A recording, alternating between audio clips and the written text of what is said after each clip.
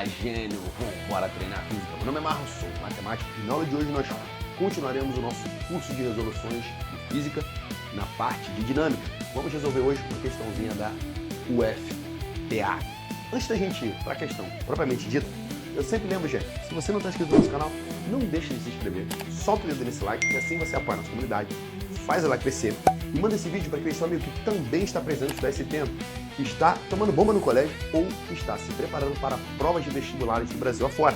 Aqui você aprende matemática, química e física, desde o básico até o avançado. Aqui é o local de você se tornar um hacker mais exato.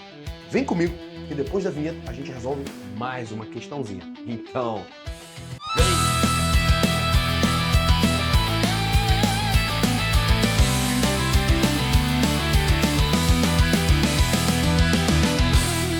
Gênio! Hoje nós vamos resolver uma questãozinha da UFPA. A questãozinha já está aparecendo aí do lado para você. Padrão mesmo. Pause o vídeo, copie todos os dados e tente resolver a questão com afinco. Não solte o vídeo antes de ter tentado bastante resolver a questão. Beleza? Combinados isso, vamos à leitura da questão. Para revestir uma rampa, foram encontrados 5 tipos de piso, cujos coeficientes de atrito estático com o calçado com sola de couro são dados na tabela abaixo. E aí tem uma tabelinha aí com os pisos e os seus coeficientes de atrito. Tranquilo? A rampa possui as dimensões indicadas na figura abaixo. Então você tem uma rampa aí com 12 de comprimento e 4 de altura. Considere que o custo do piso é proporcional ao coeficiente de atrito indicado na tabela. Visando economia e eficiência, qual tipo de piso que deve ser usado para o revestimento da rampa? Justifique a sua resposta com argumentos e cálculos necessários. Uma questão aí bem interessante, beleza? Uma questão bem interessante e com um grau de dificuldade, vamos dizer assim, razoável. Eu não coloquei aqui a rampa toda, mas eu vou colocar aqui só para a gente ter esses dados aí, porque esses dados são importantes. Então vamos lá. Ele quer que a gente justifique, né, qual é o melhor revestimento para essa rampa. Lembrando que ele quer maior eficiência. Nesse sentido, tem que ser a rampa que tenha o maior coeficiente de atrito, beleza? Só que com o menor custo. Porque lembrando que o coeficiente de atrito, né, na verdade, o piso, o preço do piso é proporcional ao coeficiente de atrito. O que é o coeficiente de atrito está sendo utilizado aqui? É o seguinte, você tem uma rampa, você não quer que as pessoas escorreguem nessa rampa, beleza? Concorda comigo? Imagina que você quer subir aí uma rampa. Se a rampa for escorregadia, você não consegue subir. Toda hora que você subir, você vai escorregar e provavelmente vai cair e vai se machucar. Então não é isso que a gente quer. E aí, a gente vai revestir essa rampa, tranquilo? Com um determinado piso. Esse piso tem que ter uma certa aderência, beleza? Quanto maior a aderência do piso, ou seja, quanto mais firme, menos escorregadio ele for, maior é o preço. Por quê? Porque o preço é proporcional ao coeficiente de atrito, beleza? Então, a gente quer revestir essa rampa aí, mas não quer colocar aí alguma coisa que fique muito caro. Tem que ser o maior custo-benefício, né? Quando você quer comprar alguma coisa, você procura sempre o maior custo-benefício. Ou seja, você quer pagar o menor custo, beleza? O menor custo, né? O menor custo para você, mas que aquilo ali, aquele objeto, aquele item, ele te atenda nas suas necessidades, beleza? Você não quer exagerar. Basicamente é isso. Então aqui nós não queremos exagerar na nossa rampa. Agora observe o seguinte. Ele quer que a gente demonstre, né? Ele quer que a gente demonstre isso com cálculos. Muito bem. Os coeficientes de atrito eu vou deixar aqui, né? Você já copiou no seu caderninho aí, já tá tudo aí bonitinho. Mas basicamente é 0,2, 0,3, 0,4, 0,5 e 0,6. Ele quer que a gente demonstre isso com os cálculos. Vamos lembrar o seguinte, como é que vai agir o atrito aqui na sola do sapato do camarada que está subindo a rampa. Já coloquei aqui, ó, um camaradinho esquemático, beleza? Vamos dizer aqui que é o Pedro. Pedro está subindo aqui a nossa rampa. Tranquilo? E nós vamos equacionar aqui as forças que agem em Pedro, beleza? Se não houvesse o atrito, Pedro nunca conseguiria subir essa rampa, beleza? Porque o que faz justamente Pedro se movimentar é, quando você está andando, né, conforme Pedro está andando, ele empurra o chão para trás, o chão empurra Pedro para frente, empurra você para frente, e através desse empurrão mútuo, ou seja, você empurra o chão para trás, o chão te empurra para frente, e aí você consegue se movimentar. Basicamente é assim que o movimento ocorre.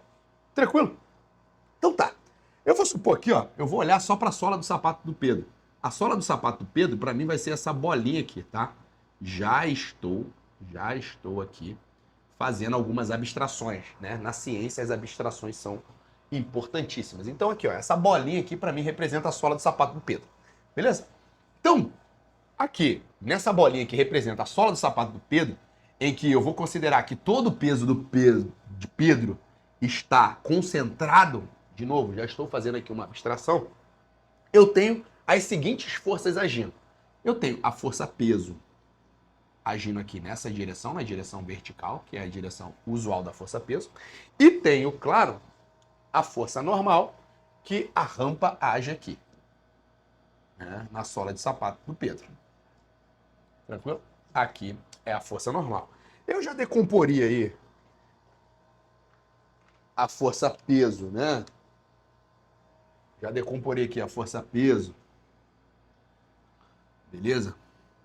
Na direção do plano inclinado e nessa direção Y aqui, ó, porque a gente lembra, né? Quando a gente vai decompor aqui, se existisse um movimento, esse movimento existiria aqui na direção do plano inclinado.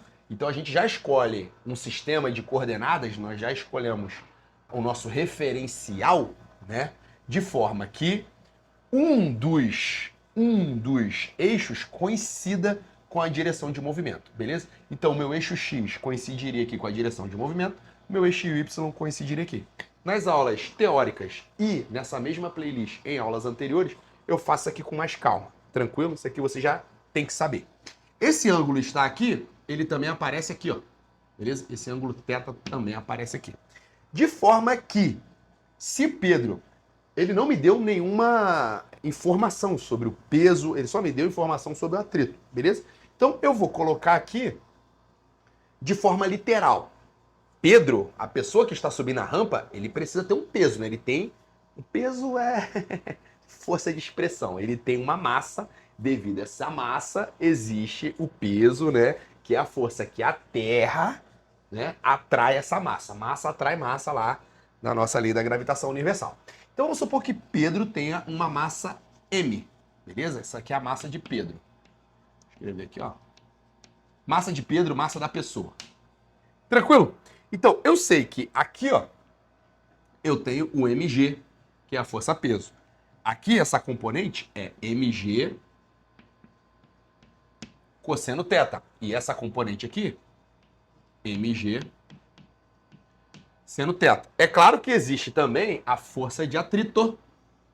É justamente devido a essa força de atrito que Pedro, ou a pessoa, não escorrega. Essa daqui é a FAT.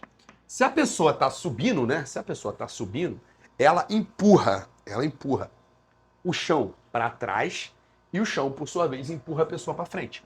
Então, essa daqui é a força de atrito. Veja que está contrária ao sentido de deslizamento. Se você parasse ali na rampa, o seu sentido de deslizar seria para baixo. Você ia deslizando para baixo, beleza? Por isso a força de atrito é contrária ao deslizamento. Tranquilo, gente? Show de bola. Então, seguinte. Nós temos aqui essa massa, beleza? Nós temos a massa do Pedro. Já equacionamos tudo aqui. Nós precisamos provar aqui qual é o piso que satisfaz as nossas condições, beleza? Eu não quero um piso que as pessoas vivam escorregando, ou seja, que elas não consigam subir a rampa. Também não quero um piso que tenha muita aderência, mas que também seja muito caro. Então tem que ser o mínimo. E isso tem que ser discutido a partir dessas equações que nós fizemos aqui, beleza? É basicamente aí a segunda lei de Newton que nós aplicamos as forças, vamos aplicar agora a segunda lei de Newton. Tranquilo? E para isso nós precisamos discutir qual é o piso. Beleza. Eu sei o seguinte. Eu quero que você precisa pensar agora é o seguinte. Eu quero o quê? Imagine que quando eu coloco uma pessoa aqui, eu quero que essa pessoa fique paradinha. Eu não quero que essa pessoa escorregue, beleza? Ou seja, se você está subindo a rampa, eu quero que, se em determinado momento você pare de subir a rampa, você pare ali e fique paradinho. Não quero que você comece a escorregar. Tranquilo? Porque se você escorregar, você estaria o tempo todo patinando e logo você não conseguiria subir essa rampa. Então, o que você precisa é que essa rampa seja não lisa o suficiente para que você fique paradinho. Você coloca um objeto ali e ele fique paradinho, beleza? Ele não tem ali sempre a tendência a escorregar. Embora vai existir essa força, essa componente da força, peso empurrando você para baixo, o chão ele é áspero o suficiente para conseguir te manter ali através da força de atrito paradinho. Então, quando o Pedro está aqui parado, aqui a botinha dele está parada aqui, eu não quero que Pedro escorregue. Tranquilo? Se eu não quero que Pedro escorregue, o que eu quero que aconteça? Eu quero que o somatório das forças aqui na direção do plano inclinado, ou seja, na direção em que o movimento poderia ocorrer, eu quero que o somatório das forças aqui seja nulo. Para que esse objeto ele permaneça parado, o somatório das forças dele tem que ser nulo. Beleza? É isso que a gente quer que aconteça. O somatório das forças dele tem que ser nulo. Para isso acontecer, essas duas forças aqui, ó, elas têm que se cancelar mutuamente. Tranquilo? É isso que a gente quer que aconteça. Se isso acontecer, a gente vai ter o coeficiente de atrito mínimo, vamos assim dizer. O coeficiente de atrito mínimo para que isso aconteça. Tranquilo, gente? Essa é a ideia por trás dessa questão. Então vamos lá. Como a gente vai agora equacionar isso? Eu já sei que a minha força de atrito, ela é o coeficiente de atrito vezes a normal. Beleza? A normal aqui, ela se contrabalanceia com essa componente do peso aqui. Beleza? Então eu sei que essa normal, ela é igual a mg cosseno θ. Então eu sei que φ é igual ao coeficiente de atrito, que é μ, vezes mg cosseno θ. Tranquilo, gente? Tranquilo. E a minha componente do peso na direção, né, de descida do plano inclinado é mg seno θ. Tranquilo? Tranquilo. Então, eu quero que essas forças aqui se anulem. Ou seja, eu quero que o mg seno θ, que empurra Pedro para baixo, tem que ser igual à força de atrito que mantém ele paradinho ali. Beleza? Então, a força de atrito, que vai ser dada por μ mg cosseno θ. Tranquilo? Tranquilo. Então veja bem, aqui eu tenho mg, aqui eu tenho mg. Note que a massa da pessoa não é importante para esse problema. Por isso que ele não te deu dados sobre essa massa. Tranquilo? O que vai ser importante sobre esse problema é justamente essa distância aqui na horizontal e essa distância aqui na vertical. Porque isso que define a rampa e define esse ângulo θ aqui. Tranquilo? É isso que esse problema aí é o suficiente para conseguir resolver esse problema. Então aqui, ó, já estou cortando aqui. Então veja que o coeficiente de atrito tem que ser, vou passar esse cosseno θ dividindo, tem que ser seno θ dividido por cosseno θ. Lá das nossas aulas de trigonometria, isso daqui também é a tangente de θ. Beleza? Então, esse coeficiente de atrito aqui, que eu tô chamando ele de coeficiente de atrito mínimo, beleza? Por quê? Porque eu fiz de forma, né? Eu idealizei esse coeficiente de atrito de forma a manter a pessoa parada aqui quando ela estiver subindo a rampa, beleza? Porque o somatório das forças aqui na direção do movimento tem que ser zero. Então, se isso acontece, eu posso escrever isso daqui. Ou seja, mg seno θ igual a μ mg cosseno θ. Mas se isso é verdade, o mg corta de um lado e corta do outro, de forma que esse coeficiente de atrito tem que ser o seno θ dividido por cosseno θ. Isso me dá a tangente de θ. E a tangente de θ é tranquilamente calculável, né? Porque eu sei quem é o cateto oposto e sei quem é o cateto adjacente. Cateto oposto, 4. Cateto adjacente, 12. Então, esse meu mi aqui, ó, ele tem que ser 4 dividido por 12. 12 é, na verdade, 4 vezes 3, né? Então, isso aqui é igual a 1 sobre 3. 1 sobre 3 é também 0,3333. Beleza? 0,33333 é o mínimo. Então, eu quero que seja pelo menos, né? Pelo menos um pouquinho maior que isso, né? Porque nas opções, veja, eu tenho 0,2, 0,3, 0,4, 0,5 e 0,6. Se eu considerar só o 0,3, 0,33 é maior do que 0,3. Ou seja, a pessoa escorregaria um pouquinho. Mesmo que seja pouco, ela escorregaria um pouquinho. E eu não quero que ela escorregue nada. Então, o mínimo de coeficiente de atrito que eu preciso ter é o próximo depois desse aqui. E o próximo depois desse aqui, ó, é 0,4. Então você colocaria lá, resposta 0,4. Mi tem que ser igual a 0,4. Aí é claro que você tem que explicar ou desenvolver uma redação de tudo isso que eu expliquei aqui lá na sua prova, porque essa era uma prova discursiva. Então você precisaria explicar essas ideias aqui para o avaliador. Veja que é uma questão bem interessante, uma questão que cobrava ali que o aluno tivesse realmente um domínio de física, tranquilo? Uma questão que pode muito bem aí aparecer nesses vestibulares militares também, beleza? Só pedindo para você, olha só, prove aí, né? Argumente aí qual deve ser o coeficiente de atrito.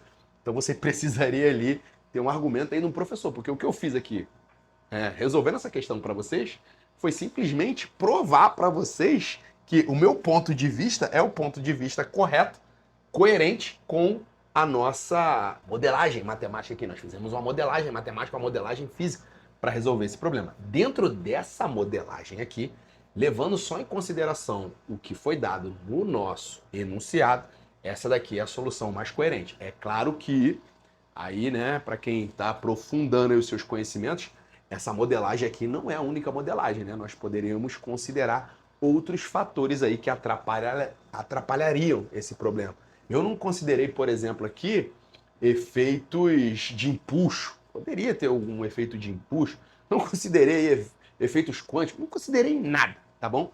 Essa modelagem, ela está baseada nesse problema, né? Conforme o enunciado. Claro que nós poderíamos aí problematizar muito mais essa questão, mas por hora é isso, tá bem legal. Resolveríamos essa questão. O cara te pediu só para olhar nesse contexto e você resolveu nesse contexto. Então, prova também, você não precisa, frente a uma questão discursiva, destilar com seu conhecimento. Destilar conhecimento é na hora de você ensinar para alguém, beleza? Na prova você resolve somente o que ele te pediu para você garantir aquele ponto. Você não precisa ali se exibir, beleza? Mais ou menos essa é a ideia. Sempre fui nessa linha de raciocínio. É aquele básico perfeito? Eu sempre fui no básico perfeito. Não vou querer inventar. Se é arroz com feijão, é arroz com feijão. Deixa o macarrão com batata aí para quando eu for fazer alguma outra coisa. Tranquilo? O objetivo é passar naquela prova e realizar o sonho. Tranquilo? Então, gente, antes de você ir embora, dá uma olhada aqui embaixo, porque eu sempre deixo alguns links interessantes, onde você pode comprar livros para aprofundar os seus conhecimentos ou materiais de uso diário dos estudantes, materiais aí que você gasta o tempo todo. Comprando por esses links, você ajuda a comunidade, a nossa comunidade, a crescer sem pagar nada mais por isso. Vem comigo, porque aqui você se torna um hacker de verdade. Então, vem!